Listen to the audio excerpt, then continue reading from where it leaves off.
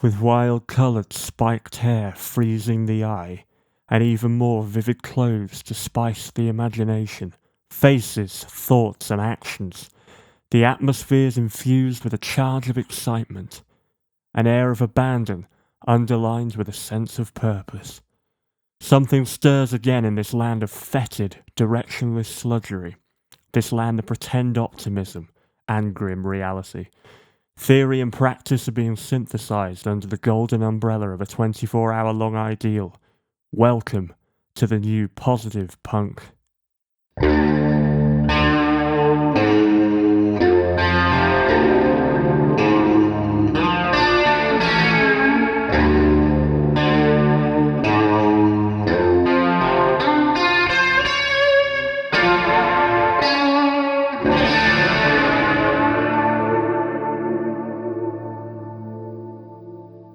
Hello to you both, grab a drink and settle in. Welcome to New Musical Chairs, a post-punk podcast.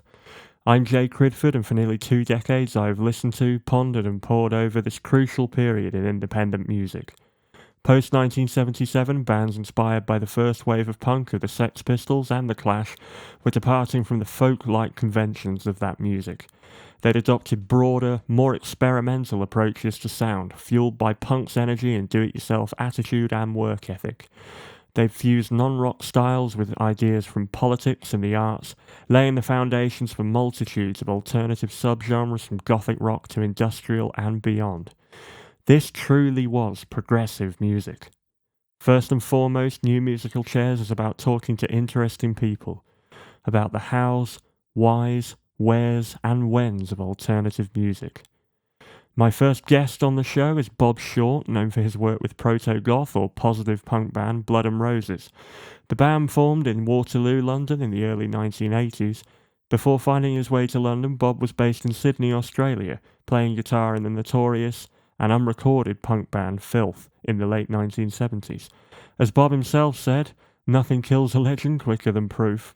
He's now back in Australia as a published author and has released records with his band The Dead Rabids and under his own name. So without further ado, I'd like to welcome Bob Short. Bob, how you doing? I'm good, thanks. How are you? It's rather sunnier there than it's here. Do you know what? It's actually been really lovely here over the last week or so. As I'm sure you remember from your time here, you never know from one day to the next what it's going to do. So we take what we can get. Yeah. So, Bob, I really appreciate you taking the time to do this with me. I'm really looking forward to this. Just to give you a bit of background, I'm 33, so I was not even around when a lot of the period, or any of the period we're going to be talking about today, happened. I came to this music and period of music through my parents. My dad in particular saw a lot of the bands from the post-punk era and followed those bands around, and then, that led me to a few of the bigger names, Theatre of Hate, Bauhaus, and those kinds of bands. And then, thanks to the glory of social media, YouTube when it was in its infancy, MySpace, and so on, I kind of had my own little voyage of discovery, which leads us to today, really. And of course, Blood and Roses was a big part of that. So I guess to begin predictably at the beginning, tell me a bit about your childhood. You were born in Australia, is that correct? I was born in England. Ah, you're born in England, okay. Born in England, yeah. So how did you come to be in Australia then? The program of immigration involving £10 transportation to an alleged better world. Oh, okay, so you would have been quite young, wouldn't you, at the time? How old were you? Can you remember? Yeah, 6, 7. 6 or 7. So that's quite a formative period, isn't it, in anybody's life? How did you come across music then? Was that something you were already interested in when you were a kid, or did you come across it later? Mainly started off through glam as when I was like around 11, 12, something like that. Right. The first side of Susie Quattro, probably doing 48 Crash. Oh, okay. And then sort of the Sweet doing Glory and Blitz, and it sort of like was fairly exciting. And then I started finding all those other bands like Velvet Underground, New York Dolls, and then the Stooges, and that's just led me down a path. Cool. So it seems to be the case for a lot of musicians of your generation, and particularly, reading about post-punk musicians and forming bands, that glam at one end of it or another, whether it be a Sweet moment or a Bowie moment or a Bolan moment or something like that, glam was quite a pivotal catalyst for people in terms of forming bands. But when did you go beyond the listening stage to thinking, you know what, I'd really like to learn an instrument myself? Probably Ramones' first album. Like when that came out, you know, you sort of went, oh, yeah, I could do this. But there was a lot of other stuff around at the same time that made it more possible, because it was especially the stuff coming out of New York was a really broad church. Like you'd also have stuff like Suicide and Wayne County, and there was this mishmash of stuff coming out of there, like everything from Blondie, Talking Heads, Television. They were all bands of interest, but they didn't sound like each other. Yeah, absolutely. And in terms of playing and actually getting it together on the guitar, you mentioned the first Ramones album. And I think I heard that when I was 15, 16, when I started playing the guitar myself. And for me, I don't know if it was for you, there was a degree of attainability about it that, do you know what, I could just about do this. They weren't these kind of elevated icon figures. Well, I'd gone into an import record shop, and I was essentially after a copy of Metallic KO, the Stooges live album that had come out at that time. And the guy who was behind the counter took one look at me and pulled out the Ramones album, and I looked pretty much like Joey Ramone then, like really skinny, long hair, sort of like jeans falling apart and everything like that. And he goes, "You're probably like this," and I did. And then I put it on, and you could pick up the guitar, and if you'd had any experience in guitar, you were playing the songs almost immediately. Just listening to it, you could play those guitar lines, and it was fabulous. It was fabulous the way they were played as well, because before you'd been taught to play guitar with finesse, but they really sort of like whacked the living crap out of it, and it was just possible. It was just possible, yeah. Yeah, for sure, absolutely. I remember when I listened back to those Ramones recordings, particularly the early ones. Yeah. Um, Judy as a Punk was one of the first songs I learned on the guitar, and it was probably the only thing I could get all the way through for a while without my right hand feeling like it was going to fall off. And, you know, we both sort of mentioned the simplicity of the Ramones, and that comes up a lot when discussing the Ramones, but there was a degree of finesse to it in the sense that with what Johnny did, he was very measured, wasn't he, as a player? Well, there is a finesse that a lot of people who don't like punk rock really didn't understand. That that kind of minimalism and attack takes a degree of concentration. Yeah, for sure, absolutely. So from there, at what point, where was the catalyst for you to say, right, you know what, this isn't just playing, I want to form a band now? By that stage, I wanted to be in a band. I wanted to be in a band. That was the only real. At school, they used to tell you you could be anything. I decided the only thing I really wanted to be was that. I think that's fair enough. I suppose as well, in Australia, the pub rock scene would have been exploding, so there'd be plenty of opportunities to kind of put yourself out there. Well, there was pub rock, but they were really essentially the enemy of punk rock everywhere. They were largely based on that kind of status quo, that that chug along rock and everything, Chuck Berry songs by the million, etc., etc. But there were bands that initially came out, like in '76, in the music press. We heard about the Saints single "I'm Stranded," which you could basically get for $1.50 by sending off to an address, and it came. Then there was the Radio Birdman one that came out probably March of '77, maybe earlier than that even. But and these were like do it yourself, and they were there, and there are these small venues, like there was the Oxford Funhouse in Sydney, and basically these were the punk venues, and it was really separated away from what was pub rock. It's interesting because you mentioned the Saints and that single "I'm Stranded," which anyone who hasn't heard it that's listening to this, do yourself a favour and check that out because it is such a classic single. And I know that a lot of other Aussie post-punk or what would be post-punk bands, like the Go-Betweens, for example, Yeah. and Nick Cave with the Birthday Party were hugely inspired by that. Nick Cave was at early Radio Birdman and Saints gigs as well, except down in when they played in Melbourne. Yeah, that seems to be the one, you know, that seems to be the record that really lit the match, that sparked the fire, when you read about kind of Australia coming up in the post-punk time. So how did you go from that to what you started with Filth then? Um, well, basically, I was going to the Oxford Funhouse regularly. There were bands playing there, not not as well as those bands. There were bands like the Psychosurgeons, the Hellcats, bands that were barely recorded or not recorded at all. And by that stage, I was going, okay, we're going to get a band together, and I'm going to get a band together. I'm going to be in a band, and essentially, Filth just decided to be the noisiest possible band ever made. It was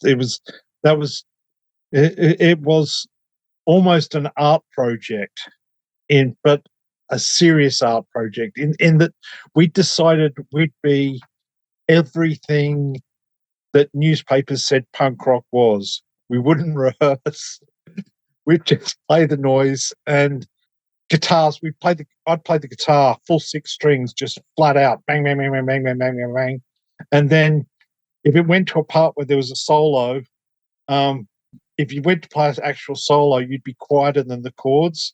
So what I would do is just go up and down the neck, screaming, just hitting all the things at once. And so, as you can imagine, Filth was a absolutely dreadful noise.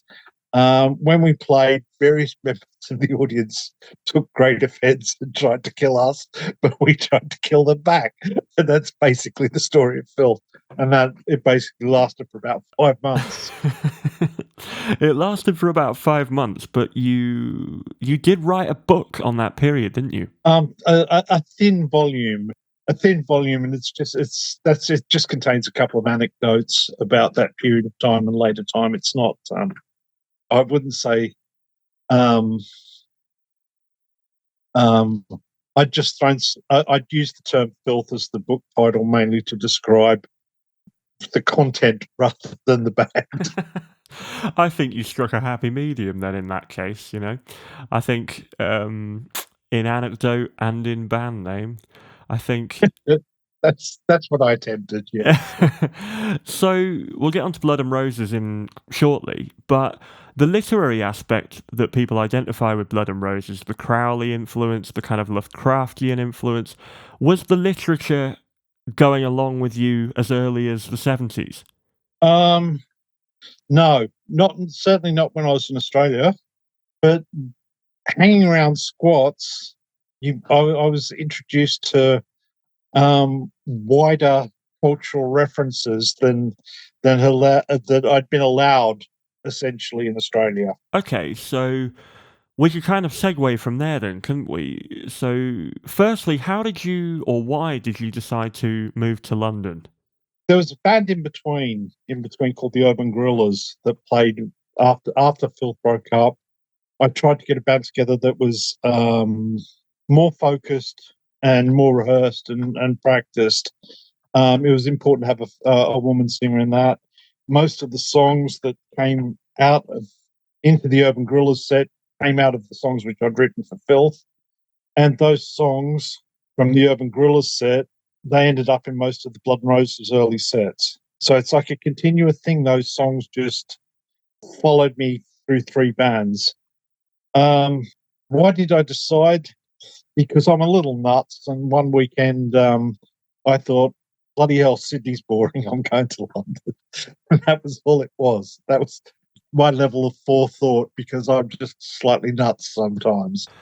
Do you know what, though? I think that's a really important thing, and I think it's the duty almost of anybody who is young and creative to be impulsive, to take a step and to step into the unknown. I think the impulsiveness of youth is absolutely essential. Um, Over the years, so many people come up to me and sort of like go, how do I start doing something? How do I do? And I just go, you just do it. You stop thinking about it.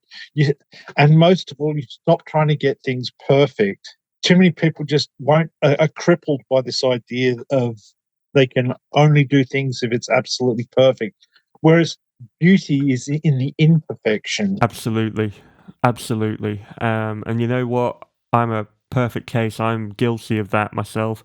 And I've wanted to do this podcast for such a long time and put it off and put it off and put it off. I think just through fear of failing at it. And then I thought, no, to hell with it. I bought myself some kit, a microphone, started emailing people like your good self. And you've just got to go for it, I think, sometimes. And as long as you retain that sense of spontaneity, of taking risks, it keeps you young, and I think that's really vitally important, and I'm learning that as I get a bit older.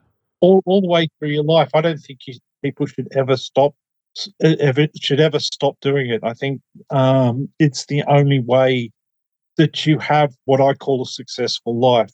You just got to grab those things which interest you, grab them by the throat, and just focus in on them and just do it.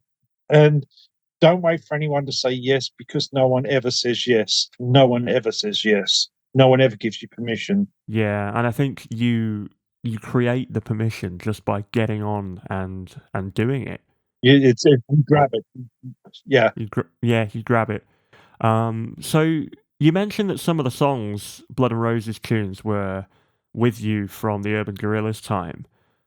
When you arrived in London, did you go into squats right away? Um, I arrived with another band who I was going to play with. Who were going to be called the Sacred Hearts, and the singer of that band I eventually discovered was an absolute psychopath and went out into the streets and beat someone up. And I thought, I'm not interested in that. So then I just descended into squats as I ran out of money. Is that how you ended up in Waterloo then? Eventually, yeah, through a series of squats. There was squats in Covent Garden, Old Street, out in Kilburn, and then deep into Waterloo. And Waterloo was essentially where the band really, because basically we're hanging out all day in a squat.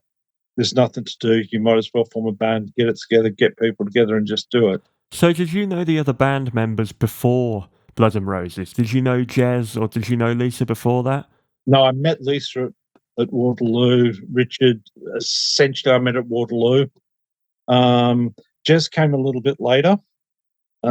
We went through some other bases before that, but they really didn't fit the style that we were playing.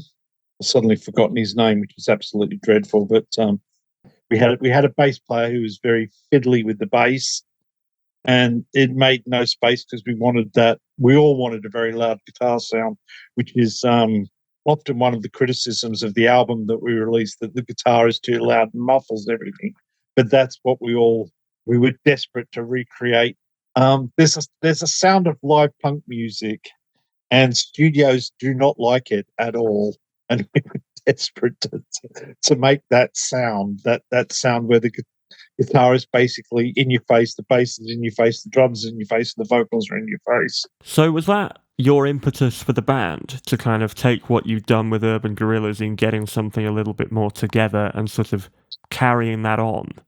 In mine, that was my impetus. Other people had other impetuses. Lisa was very talented, but really was hard to bring that to the surface.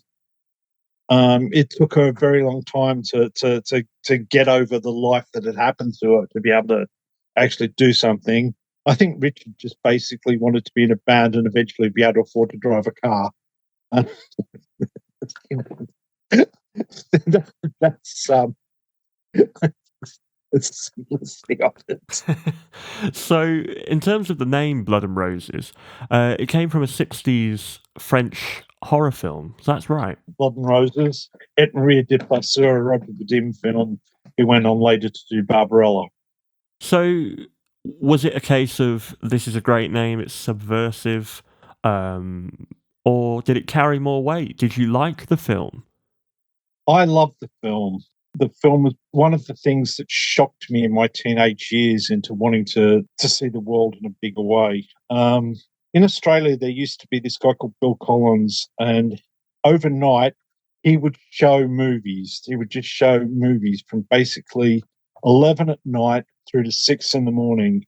And they were the weirdest, wildest collection of films. And one morning at about 3 o'clock, I saw that. And so it's a colour film to start off with. And about halfway through, it suddenly breaks into this sequence in black and white where Nazis are jumping through the roof with nurses. And it's just, and I was like, what the bloody hell is this? And so the name stuck there. There was also, because it's a very feminine title, and one of the things we were really trying to somehow capture was punk had become so overly masculine and brutal. And so to basically call yourself something girly like that was like, in our minds, sort of like a rebellious statement in itself. Absolutely, yeah. And this, I want to touch on this a bit more later on. But in terms of the move away from, I guess, what punk had become, Yeah. where did, and we mentioned the expanding of your horizons and things like that, where did the literature come in and who introduced you to it? I was in Covent Garden in a squat there. I think I fell over a copy of the Satanic Bible, and that was just a weirdo thing. And then I started looking at other things. I started just sort of like picking up books around there because the Atlantis bookshop was just around the corner from there. Tony D from Billy Pat Puppy, he was living there. He had an interest in that kind of literature as well. And so it was just time to explore that wider world. Absolutely. So, in terms of the songs that you were bringing in for Blood and Roses, were they still holdovers from the Urban Guerrillas at this point that you were adapting for the lineup? Yeah, to start off with, but then other songs started to develop, and also like Your Sin Is Your Salvation started off as an Urban Guerrilla song, but it had a different lyrics, and I've totally forgotten what they were to start off with. But it was sort of like, okay, I can take this bass line that I've got, and I've got this guitar line, and I can then shove different lyrics. And it was there was interest in this kind of literature around the scene and the squats and things like that. And we thought, well, we should be reflecting the interests that are around us, not sort of like going anywhere else than that. What do you think sparked that interest off in terms of the move towards themes that were a little bit more subversive? I thought you'd said suburban, and I was like questioning it in my possibility.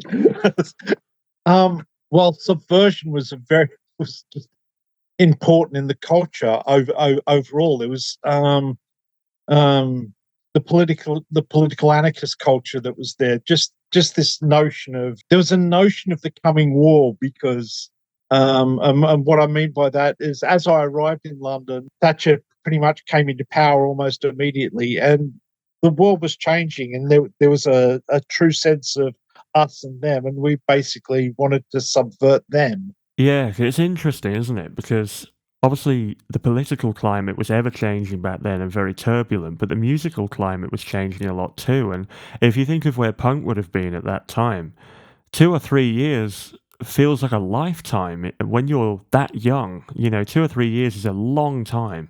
A week feels like a lifetime at that point. So I suppose it was a bit of a perfect storm of all those things, really. Well, everything in life is a perfect storm. You're constantly riding the surf of what's around you. Like we all like to think of our personal genius, but our genius comes from what we trip over. It's who we talk to and who we relate to, and I don't need to explain it anymore.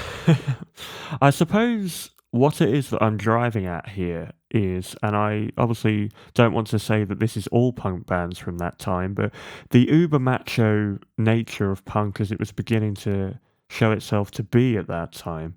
Obviously, bands like Crass came along and started to change all of that, but part of the reason I love this era so much is the sense of the redefinition of, or pushing away of, breaking down of boundaries, whether that be things around politics or gender, this sense of reaching out, of redefinition and progression, I suppose.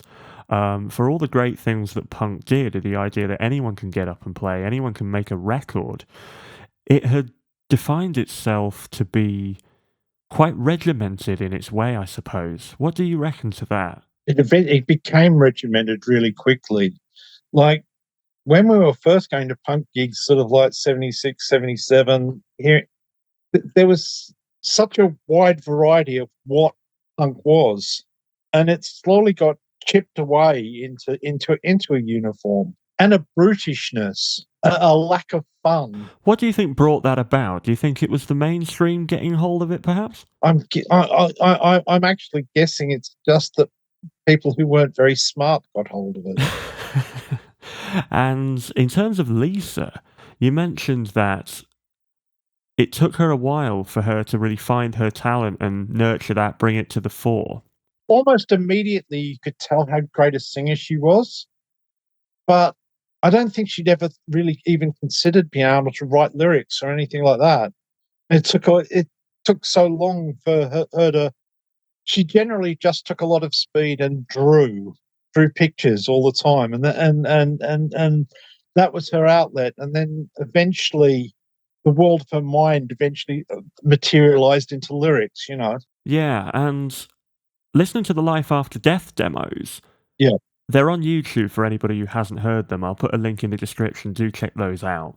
The thing that struck me is how much harsher the tone of Lisa's voice is. It's almost as if, going back to what you were saying before, that she'd not kind of relaxed into her natural singing voice at that point. she initially, like particularly around the early live shows, she was like a dervish. Yeah, and then she learned ways to control it, because the more you do something, the more you learn how to use a tool. It's sort of like you learn how to do those big notes without ripping your throat, and to express more than just rage. That kind of segues quite nicely into the next thing I'd like to talk about, really, and that notion of change being in the air musically, and how long ago the original wave of punk would have felt at this stage.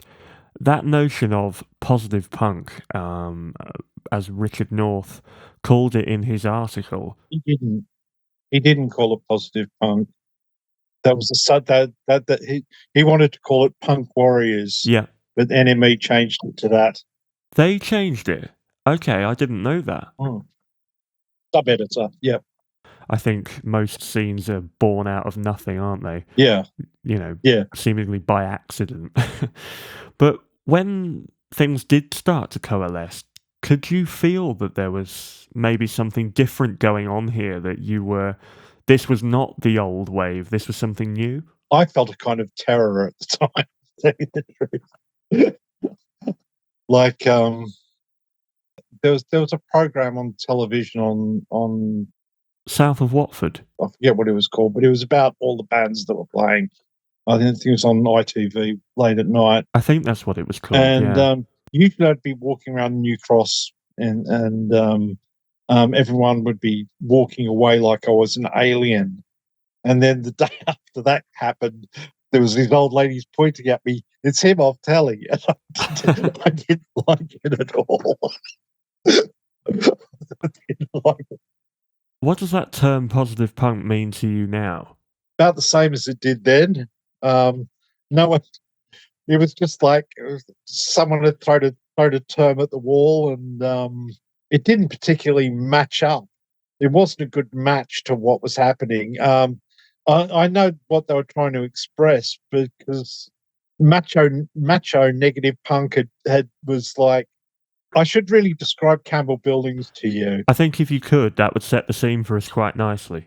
Okay, So that was several blocks of flats that had essentially been cleared out by Lambeth Council because the idea was that they were going to make a bus terminal for the Channel Tunnel there.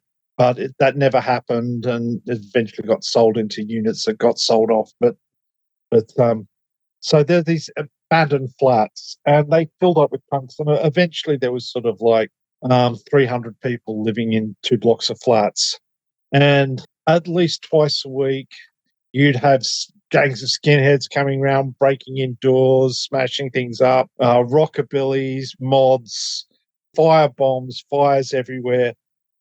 It was essentially living in the shadow of macho terror all the time. I think that really formulated why we wanted to direct in a different way, because who wanted to be involved in that? Like that. That's if you call yourself a punk rocker, that's not really what you wanted to be considered to. But if you'd asked anyone in the band, we would have just said we were punks. That would all we would say we were, if that makes any sense. It's interesting, isn't it? Because I think post-punk has become a bit like indie insofar as it's recognised more as its own genre umbrella as opposed to referring to a period of time. I suppose for convenience, really. It certainly was a period of time, but in a lot of ways, it was the early parts of punk resurging. Like Hill and Susie and the Banshees were essentially, that was a noise that was certainly around in 77 that basically submerged under that more solid punk sound, only to, as people began to spread their wings further, they began to add a bit of flavour to it, back to other things they'd been listening to before that uniform came into place. Like Joy Division probably were obviously listening to sort of Station to Station by David Bowie and Kraftwerk, and working out a way to do that with bass and guitars, and sort of they'd probably forgotten it under that early charge to be a uniform. I suppose in terms of the terminology, whether we call it post-punk or positive punk, I could see, particularly with positive punk, I could see where they would get a term like that, like you said before. Although it's not ideal, I could see Yeah. where they would get it, and that it wasn't. Yeah. It wasn't all about destroy, destroy, destroy. We're hopeless. Everything's hopeless. Let's Yeah. look forward. Let's see what else we can do. What are these new vernaculars we can explore, new avenues? And again, the sense of, I'm so going to say it again, reaching out. And also reaching back, looking back into our record collections and pulling stuff out, influences that 2-3 years prior you wouldn't have been seen dead walking around with, but all of a sudden, let's go for it. Yeah. Well, like the one thing I'd say about living in Campbell buildings is if you were there during the day and everyone had their little handset record players and their record collection, the noise that was coming out of people's windows was always Bowie albums. There wasn't anything else. Everyone was just playing, Ziggy Stardust. I am so glad you said that, because the author John Robb has just put a fantastic book out on the history of goth called The Art of Darkness. Yeah. And he mentions Bowie as being basically ground zero for a lot of where goth came from, which I know he's got some kickback on, but I tend to agree with him. Well, everyone likes to say they're a genius. Everyone likes to say they're a genius who invented something all by themselves. Oh, of course, yes. We all would love to believe that about ourselves, wouldn't we? I mean, I'm not going to name any names, but there are a few. But in terms of, post-punk, positive punk, whatever we choose to call it, did you notice a change in the audiences you were getting to your early shows and shows by other bands as well, whether that be, the attitude or the fashion aspect? Did you notice a difference there?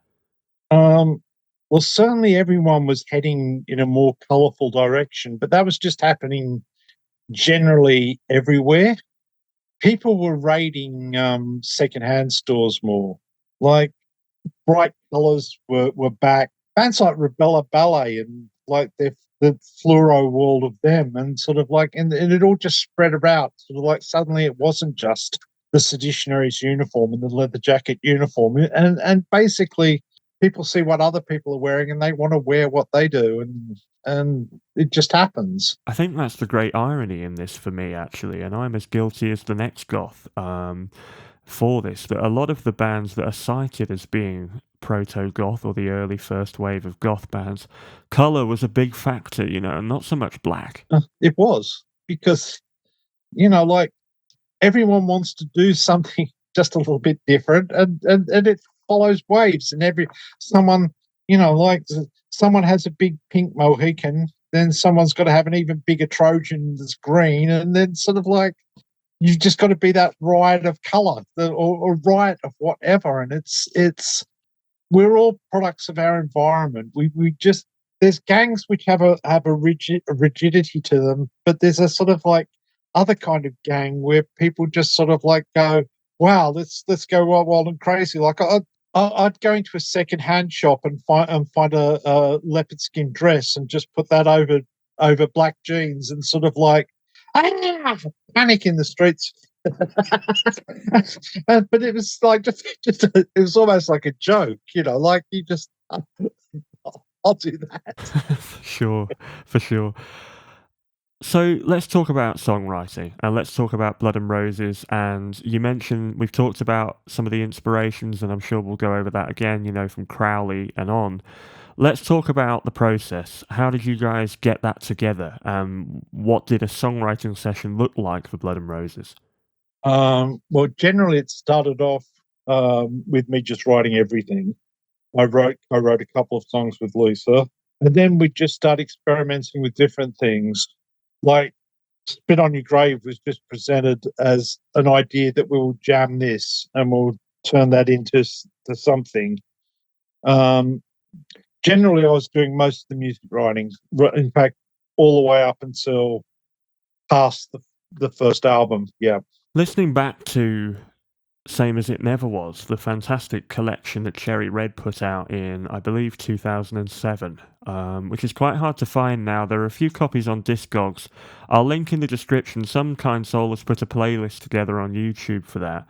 Two things strike me listening to that again recently. Firstly, the eclecticism of the material. It's all over the place and there's a lot going on, drum triggers, keys, but always this spine throughout it. The second thing is that although you started off punk, when you learnt to slow down a bit, it felt like the mid-paced and slower songs, they were who you really were. Well, that's what we moved towards as we continued to play.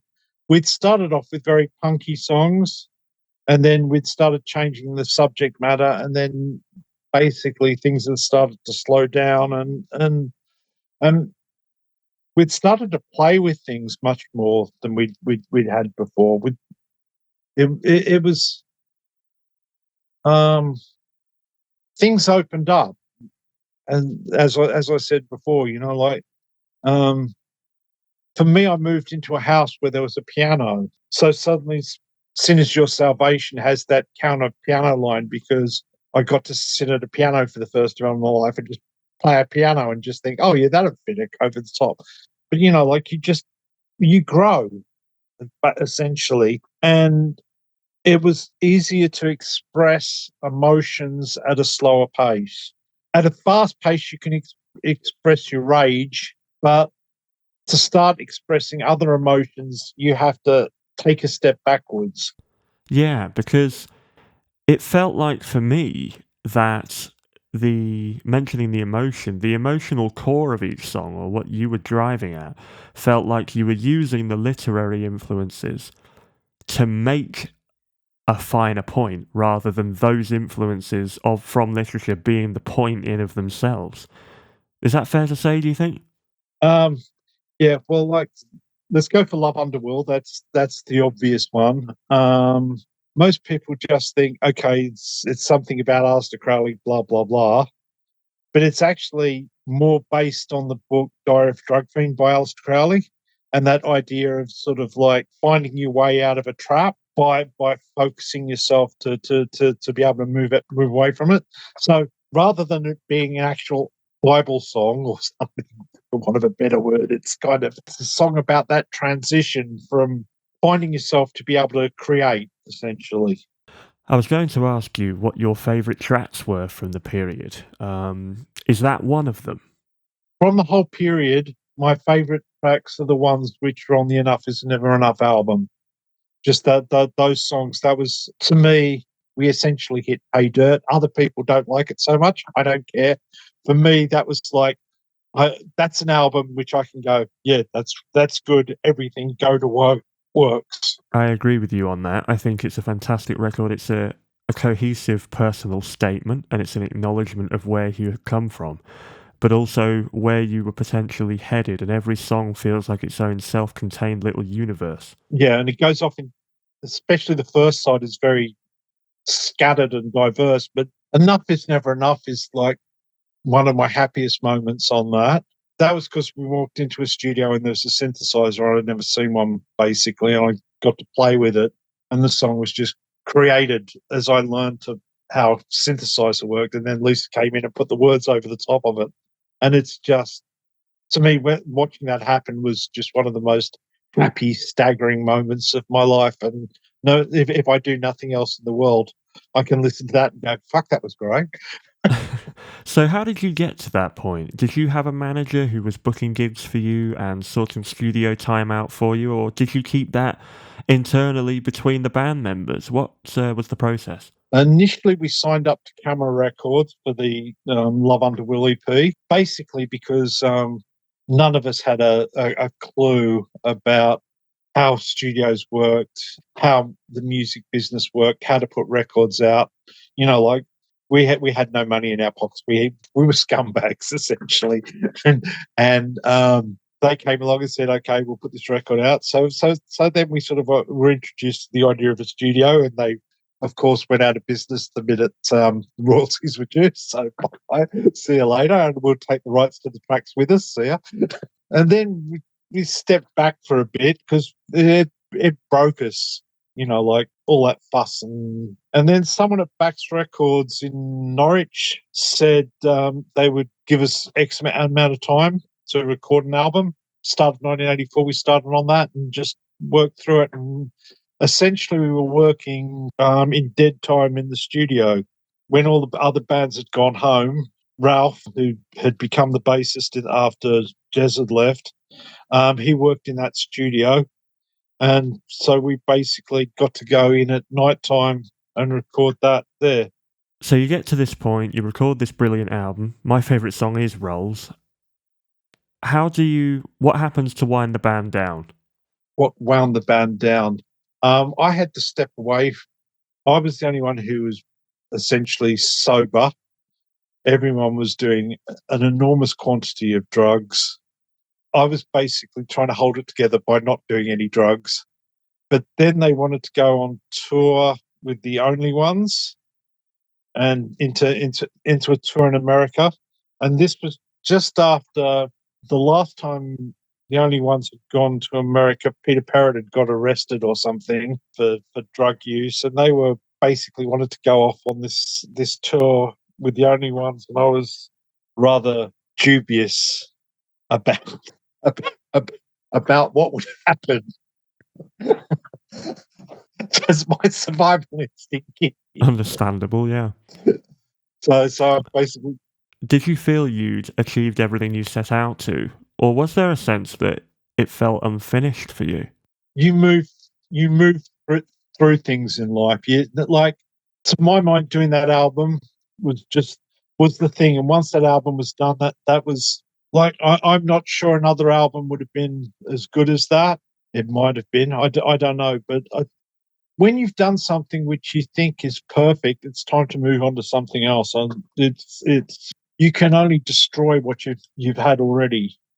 I think when a band has a small catalogue to look back on, but all of it is good and worthy, Yeah, it's worth so much more than a band who puts the fantastic first album out or the winner second album and then spends the next four yeah. constantly trying to outdo that.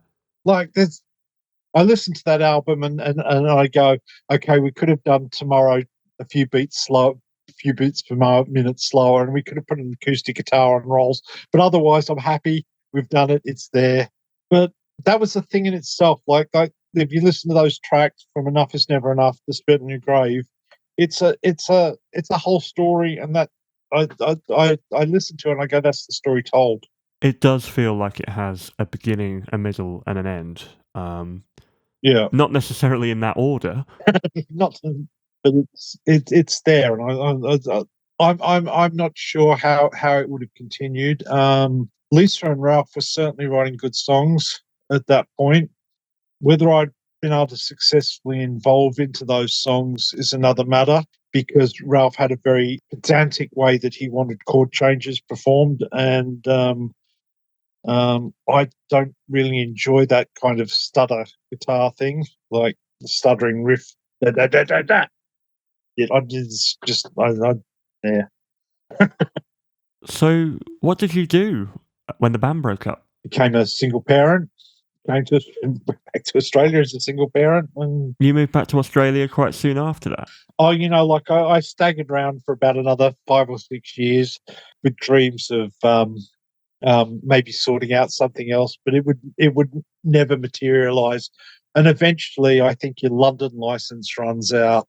London loves you when you're young or when you're rich, and I was no longer young. I certainly wasn't rich, so my London license was taken away from me. So, you moved back to Australia as a newly single parent. Blood and Roses is finished with. How did your view of rock and roll change, if indeed it did change? There was a period where I thought I continued doing, like, I did a few soundtrack things for people and things like that, but I swore off stage for quite some time. I saw Hole play, and Courtney Love did this version of Northern Lights, essentially solo on stage, like voice cracking with emotion and things like that. And I went, fuck, I could never do anything as I could never be that raw on stage. And it took me about 10 years after that to get back up on stage after seeing that, because I went, that was, like that was beyond my range. And when I saw someone do something which at the time I couldn't even imagine doing, I just went, no, I'm not gonna. But I've learned to perform again and do things more to what I want to do now. So Did you stay in touch with any of the Blood and Roses gang after that? I stayed in contact with Lisa for quite some time, right up to her death. Everybody else, basically, occasionally I get in contact with Parrot, who played drums on the album, is now playing with Sensible Grey Cells. Occasionally have a little email conversation with him every now and then, but we're a world away now. So, how did you get into writing prose? Because we can't really do this interview and not talk about Trash Can. So, how did that begin to develop for you? I just write.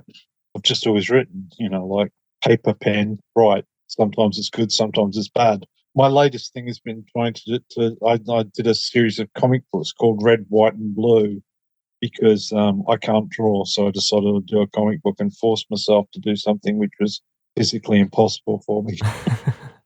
It goes back to what we were talking about earlier on, though, doesn't it? About the drive to create and to be spontaneous. You should always try and create something. I found in life that I move between things. I can have a burning intensity towards doing music, and that can kind of splutter down for a while, and then it's got to go. And then I'll start writing, and I'll write for a bit, and then something else will come up to replace it, like maybe editing films, editing videos, things like that. And I'll just get lost in the process of editing videos. But you have a battery that pursues one course of action, runs its course, and then you charge up on something else until some ideas refocus in your head to do something else. That segues quite nicely into a quote I'd like to read from you, which is from your book, Trash Can Tales of Low-Life Losers and Rock and Roll Sleaze. Right. This is not just a book about way back when, it's also about the now. A lot of people continue to be creative but find themselves in a world which isn't that interested in the creative process.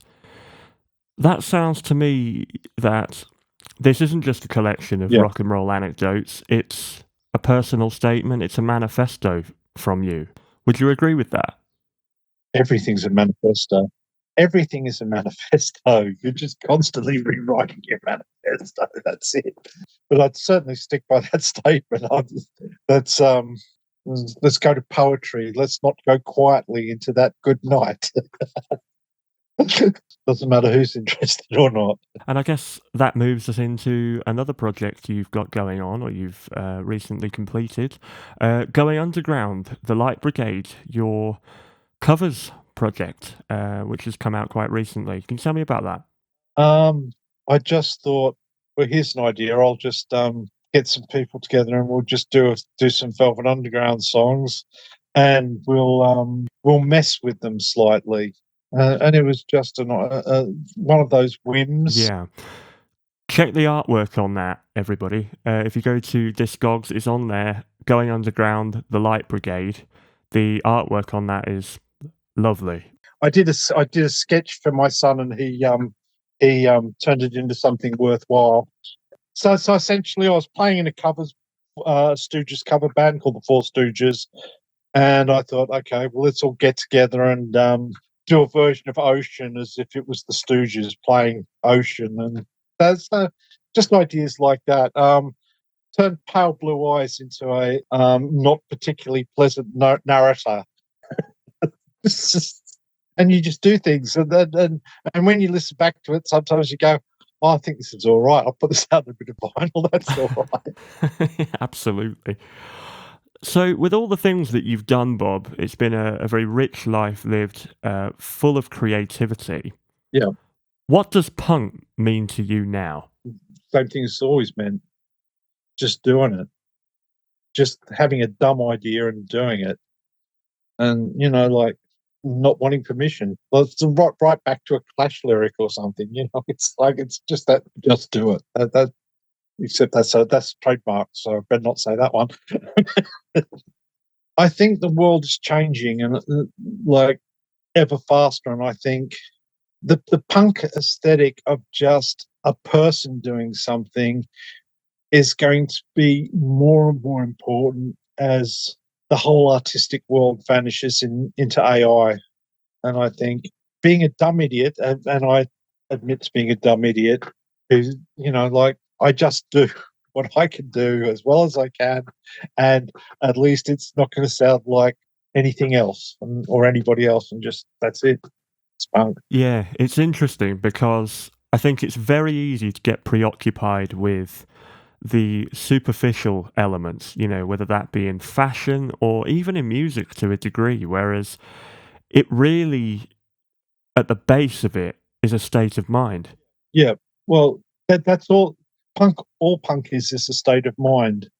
Like in 1976, 77, you didn't have to put a name on punk. You just knew what it was. A record came out, you'd go, that's punk. Even like, but by the end of that's a bit later on, people go, that's not punk.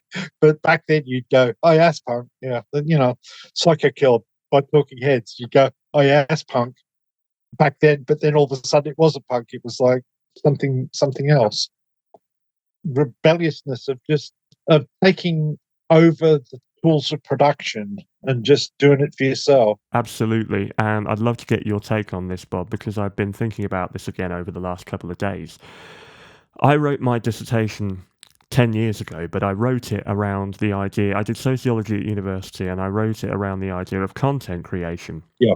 And how pre centralization of social media through a company like Meta or pre Google owning YouTube, it really felt like these platforms were giving content creation back to the creator, and they weren't beholden to anything or anyone outside of the parameters they set for themselves, outside the ambitions they set for themselves, that you could have a dumb idea and realize that fully without having to, without having to leave your house or have any kind of special training. You didn't have to sit in an office and a desk. And it wasn't necessarily so much about making a living out of it just then, back then, but naive as it sounds, that felt quite punk to me at the time. Well, initially, I remember when the internet used to be MySpace and it was the Wild West, and you'd go onto a page of someone from MySpace and you'd be barraged by badly coded explosions of color and things jumping past your eyeball. And to me, that was the glorious period of the internet where it was the promise that you could do all the things. But I think the walls are starting to close in. I agree. And talking about MySpace before, that was my first foray into social media. I kind of caught the tail end of that, probably the last year of it before people started Yeah. migrating to Facebook. And with YouTube, at the time, Yeah. it was so raw. It was pre-Google, and you could shoot a video with a couple of your friends, and there'd be a good chance you'd actually be featured on the homepage because it wasn't Yeah. controlled by the algorithm. It was whatever the newest video happens to be. And talking about MySpace, it was brilliant for bands, both for discovering bands, but also as a band. Yeah, I was when it came out, it opened you up to people all over the world. All of a sudden, and a lot of your friends that you'd lost contact with, like they've got a page putting out new music, and you're suddenly seeing all the stuff they did. There's something that happens when you leave the Wild West and civilization starts setting in. And basically everything starts coming from the big city. I kind of miss the Wild West, but Yeah, it was a really special time, a very narrow window. yeah, And before anybody says, I know algorithms have existed for ages, but not in the way it does now. But yeah, the MySpace thing did feel quite special, and although it was amateurish and there was all this code and color flying at you, it really felt real. oh, that it was glorious. Oh, Like it was. It even was. if it takes sort of like 4 hours to load up the screen. I kind of caught that just at the right time, and it was a big deal for me because it was how I discovered a lot of the bands from this period, including Blood and Roses. Yeah, Somebody had done a Blood and Roses page, UK Decay, Theatre of yeah. Hate, Bauhaus, all of it. Essentially, that's the compilation that Cherry Red put out wouldn't have happened if it hadn't been for that interest on Oh, MySpace. really? So did they contact you through that? Yeah, essentially, like they found me on MySpace, and then they got my email address and started happening that way. But like, or else it would have just vanished off into the world, never to be heard of. And I'm thoroughly glad that it didn't. Seriously, those I still play that record a lot, and the songs have meant a lot to me over the years. It was a medium, a language that I had never heard before, and Yeah, particularly at that time, growing up in the mid 2000s in rural Lincolnshire, you know, the indie scene had become pretty stagnant and sterile. There were a couple of bands coming through that were doing interesting things. Block Party has kind of been the one for me that has sustained. It felt yeah. it felt like a revelation to me, hearing that music, and has formed a big part of my life. Well, I think of the bands of that period, I think not just us, but it had a voice out into these smaller places, and possibly because there's a lot of loneliness in this music, and the bands of that time.